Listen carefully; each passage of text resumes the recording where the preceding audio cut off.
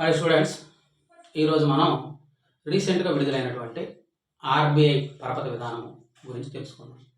5/4/2024 శుక్రవారం నాడు RBI governor అయినటువంటి శక్తికాంత్ దాస్ గారు దీన్ని విడుదల చేయడం జరిగింది. దీనిలో ముఖ్యమైన విషయాలు మనం తెలుసుకుందాం.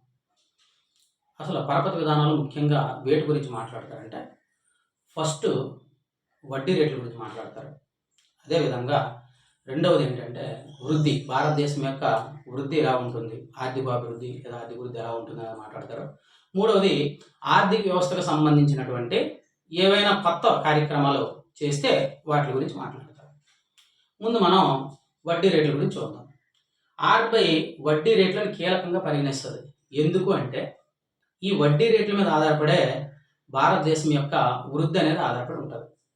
ఈ వృద్ధి అనేది భారతదేశం యొక్క ఆర్థిక వ్యవస్థ యొక్క వృద్ధి అనేది ద్రవ్యోల్బణం మీద ఆధారపడి ఉంటుంది అన్నమాట. ద్రవ్యోల్బణం ఎక్కువైనా వృద్ధి రేటు తగ్గిపోతుంది, ద్రవ్యోల్బణం తక్కువైనా వృద్ధి రేటు తగ్గిపోతుంది. కాబట్టి ద్రవ్యోల్బణం అనేది ఒక ఐడియల్ పర్సంటేజ్లో ఉండాలి. ఆర్బీఐ గుర్తించినటువంటిది ఏంటంటే 4% కానీ ఉంటే ఆ దేశం యొక్క వృద్ధి రేటు చాలా ఎక్కువగా ఉంటుందని గమనించింది. ఈ 4%కి -2 +2 అంటే 2% నుంచి 6% మధ్య తీసుకుందనమాట. ఈ 2% నుంచి 6% మధ్యని కానీ మన ద్రవ్యోల్బణ రేటు, ఇన్ఫ్లేషన్ రేట్ కానీ ఉంటే ఆ దేశం యొక్క వృద్ధి బాగుంటుందని చెప్పింది. ఇదే విషయాన్ని ఈ ద్రవ్య పరపతి విధానంలో కూడా చెప్పింది. భారతదేశం యొక్క వృద్ధి రేటు 2025 ఆర్థిక సంవత్సరంలో 7%గా ఉండాలి అంటే ద్రవ్యోల్బణం రేటు 4% ఉండాలని చెప్పింది. ఆ విధంగా కట్టడి చేయాలని ఈ పరపతి విధానంలో చెప్పడం జరిగింది. అయితే ఈ వడ్డీ రేట్లకి ఎందుకు అంత ఇంపార్టెన్స్ ఇస్తుంది ఆర్బీఐ అంటే, ఈ వడ్డీ రేట్లు అనేవి ఆర్బీఐ యొక్క సాధనాలు, ముఖ్యమైనటువంటి సాధనాలు. మనం తెలుసుకున్నాం ద్రవ్యోల్బణం బట్టే ఆర్థిక వ్యవస్థ యొక్క వృద్ధి ఆధారపడి ఉంటుందని. మరి ద్రవ్యోల్బణాన్ని ఎలా కంట్రోల్ చేయాలి? ద్రవ్యోల్బణాన్ని ఎలా కంట్రోల్ చేస్తారంటే ఈ ఇంట్రెస్ట్ రేట్ల ద్వారా కంట్రోల్ చేస్తారు. రేపు బాగా ద్రవ్యోల్బణం ఎక్కువ ఉంది, ద్రవ్యోల్బణం అంటే ఏం లేదు, ధరలు పెరగడం. ధరలు బాగా పెరుగుతున్నాయి, పెరిగేటప్పుడు ఆ ధరలు తగ్గించాలి. తగ్గించాలంటే ఏం చేయాలి? అప్పుడు ఏం చేస్తుంది అంటే ఆర్బీఐ టైట్ మానిటరీ పాలసీని ఉపయోగిస్తుంది. టైట్ మానిటరీ పాలసీ అంటే ఏంటంటే వడ్డీ రేట్లు పెంచుతుంది. వడ్డీ రేట్లు పెంచితే ధరలు ఎలా తగ్గుతాయి సార్ అంటే, వడ్డీ రేట్లు పెంచితే ఏమవుతుందంటే బ్యాంకులు ఆర్బీఐ దగ్గర నుంచి అప్పు తీసుకోవడం భయపడతాయి. ఎందుకు? వడ్డీ రేటు ఎక్కువ కట్టాలి. అదేవిధంగా ఆర్బీఐ బ్యాంకులకు వడ్డీ రేటు పెంచితే బ్యాంకులు ఆటోమేటిక్గా ప్రజలు కూడా వడ్డీ రేటు పెంచుతుంది. వడ్డీ రేటు ఎక్కువ పెట్టి లోన్లు తీసుకోవడానికి మనం కూడా వెనకాడతాం. అప్పుడు మన దగ్గర డబ్బులు తగ్గుతాయి. డబ్బులు తగ్గితే కొనుగోలు తగ్గిస్తాం, కొనుగోలు తగ్గితే ధరలు తగ్గుతాయి. దీన్నే టైట్ మానిటరీ పాలసీ అని అంటారు, కఠిన ద్రవ్య విధానం అని అంటారు. రెండవ పరిస్థితి ఏంటంటే ధరలు తగ్గుతూ ఉంటాయి ఆర్థిక వ్యవస్థలో, దాన్ని ప్రతి ద్రవ్యోల్బణం అంటారు. ఈ టైంలో ధరలు పెంచాలి. అప్పుడు ఏం చేస్తుందంటే ఆర్బీఐ చీప్ మానిటరీ పాలసీ, సులభమైనటువంటి ద్రవ్య విధానాన్ని అవలంబిస్తుంది. అంటే అప్పుడు ఏం చేస్తుంది? చాలా తక్కువ రేటుకే బ్యాంకులకి చాలా తక్కువ ఇంట్రెస్ట్ రేట్కి బ్యాంకులకు అప్పులు ఇస్తుంది. ఇంటర్న్ బ్యాంకులు కూడా తక్కువ ఇంట్రెస్ట్ రేట్కి ప్రజలకి అప్పు ఇస్తుంది. అప్పుడు పారిశ్రామికవేత్తల కంటే ఎక్కువ డబ్బులు తీసుకొని పరిశ్రమలో పెట్టుబడులు పెట్టి ఈ యొక్క గూడ్స్ యొక్క సప్లైని పెంచుతాయి. అదేవిధంగా ఉద్యోగాలు ఎక్కువ ఇస్తాం, మేము ఉద్యోగ అవకాశాలు పెంచుతుంది. ఉద్యోగాలు ఎప్పుడైతే వచ్చి ఆటోమేటిక్ మన డబ్బులు ఉంటాయి, కొనుగోలు పెరుగుతాయి. కొనుగోలు పెరగడం వల్ల ధరలు కూడా పెరిగి ఈ ప్రతి ద్రవ్యోల్బణం ఆ విధంగా అడ్రస్ చేస్తారు. అంటే ఈ వడ్డీ రేట్లు అనేవి ఆర్బీఐకి చాలా కీలకమైనటువంటివి అన్నమాట. కాబట్టి ఆర్బీఐ పరపతి విధానంలో వడ్డీ రేట్లకు అంత ప్రాముఖ్యత ఉంది. ఇప్పటికీ 7 టర్ముల నుంచి కూడా వడ్డీ రేట్లని ఆర్బీఐ మార్చడం లేదు. ఈసారి కూడా వడ్డీ రేట్లు అప్పటిలాగా అలాగే ఉన్నాయి. అసలు వడ్డీ రేట్లు ఏంటి, ఎంత శాతం ఉన్నాయో మనం ఇప్పుడు చూద్దాం. మొట్టమొదటిది ఏంటంటే CRR, క్యాష్ రిజర్వ్ రేషియో. అంటే నేను చాలా బ్రీఫ్గా చెప్తాను, ఎందుకంటే ఆర్బీఐ చెప్పేటప్పుడు మీకు ద్రవ్య పరపతి విధానంలో వీటన్నిటి గురించి చాలా డెప్త్గా చెప్తాం.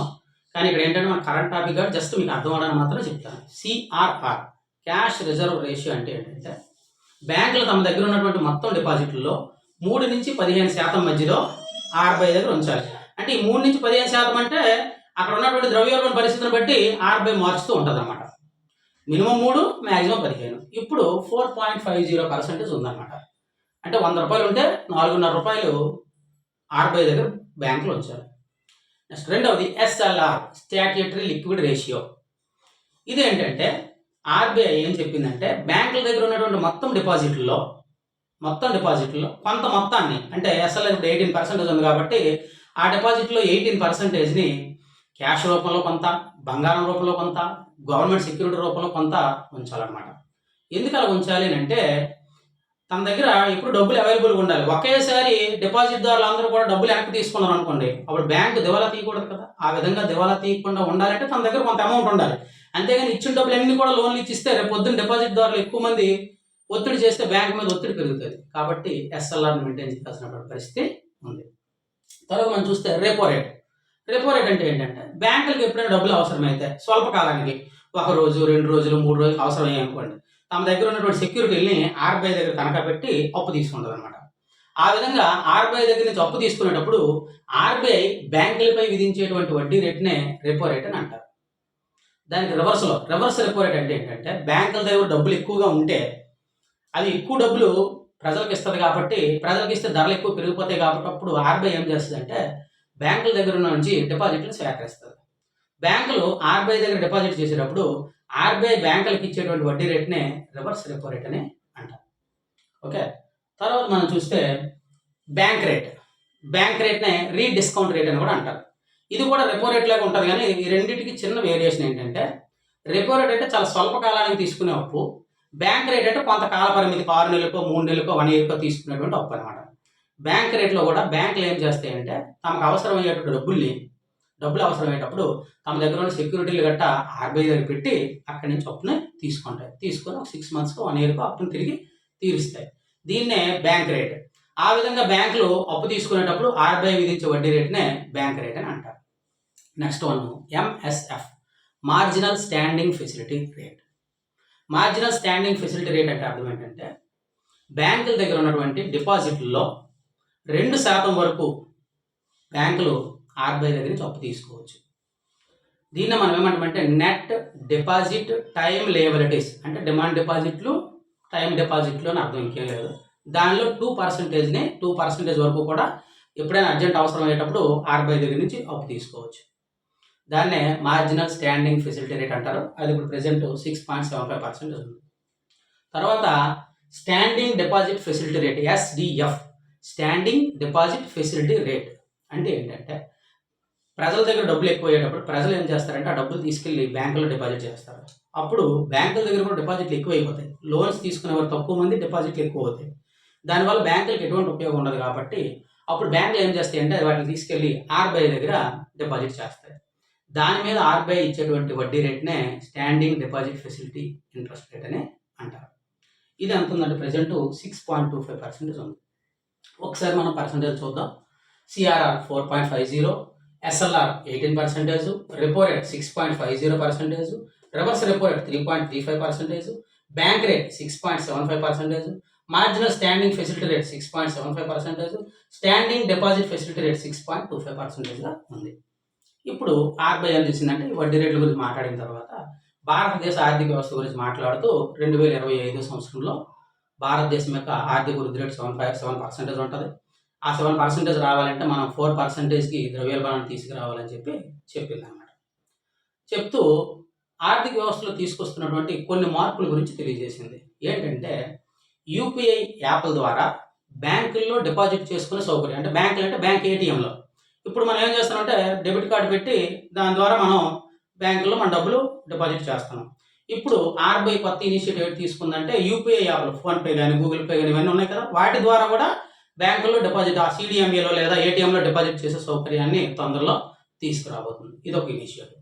రెండోది ఏంటంటే గ్రీన్ బాండ్స్ అంటే ఏంటంటే పర్యావరణానికి సంబంధించినటువంటి ప్రాజెక్టుల్లో ఎక్కువ పెట్టుబడుల్ని ఇప్పుడు భారత ప్రభుత్వం ఆశిస్తుంది. ఎందుకంటే పర్యావరణం బాగుంటేనే మన ఆరోగ్యం బాగుంటుంది. కాబట్టి ఇప్పటిదాకా దీనిలో పెట్టుబడి పెట్టేటువంటి అర్హత భారతీయులకు మాత్రమే ఉంది, విదేశస్తులు లేదు. ఇప్పుడు వాళ్ళని తీసుకొచ్చింది అనమాట.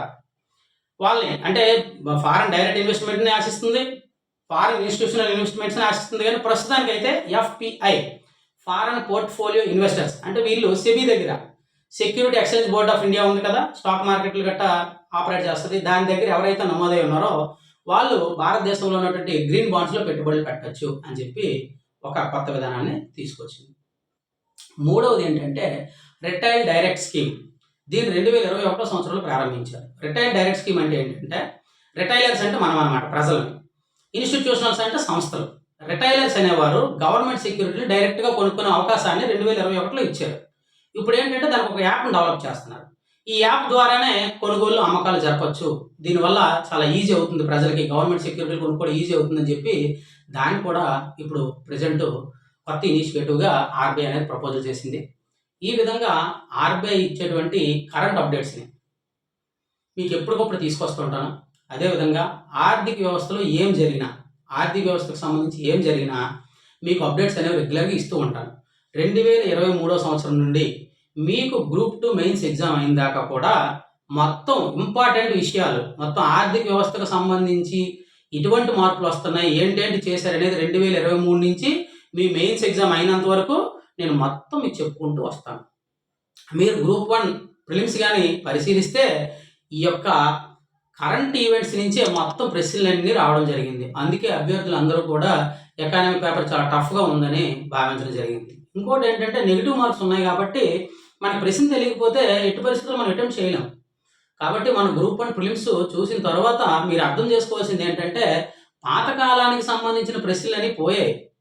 అంతా కూడా ఏంటంటే ఎకానమీని అనుసంధానం చేస్తూ ప్రస్తుతం ఉన్నటువంటి మీకు తెలిసినటువంటి కంటెంట్ని ప్రస్తుతం ఉన్నటువంటి విషయాలకు అనుసంధానం చేస్తూ చదువుకోవాలి తప్ప మనకాడ ఉన్నటువంటి మార్కెట్లో బుక్స్ చదువుకున్నంత మాత్రం ఇప్పుడు ఎటువంటి ఉపయోగం లేదు. కాబట్టి మీరు అందరూ నా ఛానల్ని సబ్స్క్రైబ్ చేసుకోండి, ఛానల్ లైక్ చేయండి. గ్రూప్ 2 కానీ ఎకానమీ సంబంధించినటువంటి పరీక్షలు ప్రిపేర్ అవుతున్నటువంటి విద్యార్థులందరికీ దీన్ని షేర్ చేయండి. మీ అందరికీ నేను గ్రూప్ 2 మెయిన్స్ అయినంత వరకు నా యొక్క సహాయాన్ని అందిస్తాను. అందరూ దీని ద్వారా బెనిఫిట్ పొందండి. సామాన్య అభ్యర్థి కన్నా మీరు కనీసం 20 నుంచి 25 మార్కులు ఎకానమీలో ఎక్కువ చేసి నాకు కామెంట్స్ కానీ కిందన పెడితే అదే నాకు మీరు ఇచ్చినటువంటి బహుమతి అనుకుంటాను. కాబట్టి దయచేసి అందరూ కూడా నా యూట్యూబ్ ఛానల్ ఫాలో అవ్వండి. మీకు ఏమైనా డౌట్స్ ఉంటే కింద కామెంట్ సెక్షన్లో మీరు కామెంట్ చేస్తే నేను దానికి సంబంధించినటువంటి వీడియో చేసి పెడతాను. అది కోర్ అవ్వచ్చు, ఎకానమీకి సంబంధించి మీకు ఏమైనా కాన్సెప్ట్స్ అర్థమవుతుంది ఆ కాన్సెప్ట్స్ పెడతాను. లేదంటే ఎకానమీకి సంబంధించి కరెంట్ ఈవెంట్ పెట్టమంటే కరెంట్ ఈవెంట్స్ అన్నీ కవర్ చేస్తాను. మీరు ఏమీ నన్ను అడగక్కర్లేదు, కరెంట్స్ ఈవెంట్స్ అన్నీ కవర్ చేస్తాను. కాబట్టి అందరూ కూడా ప్రిలిమ్స్ రిజల్ట్స్ వచ్చేటువంటి సమయం ఆసన్నమైంది.